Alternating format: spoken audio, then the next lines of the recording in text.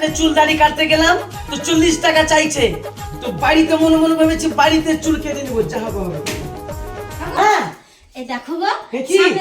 সামনে তো দুর্গাপূজা। হ্যাঁ দুর্গাপূজাতে আমাকে কাপড় কিনতে হবে। হ্যাঁ। তাই দেখো এই কাপড়টা আমার খুব পছন্দ। এর দাম কত জানো? কত? বেশি না গো, 8000 টাকা। ওগো, এই, কি হলো?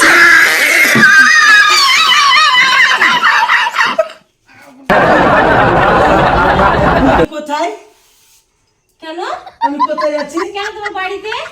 এটা কার বাড়ি? কেন তোমার বাড়ি? এটা আমার বাড়ি। হ্যাঁ সত্যি? হ্যাঁ, আমার তো কিছু মনে পড়ে না, এটা আমার বাড়ি। তোমার বাড়ি মনে পড়ে না?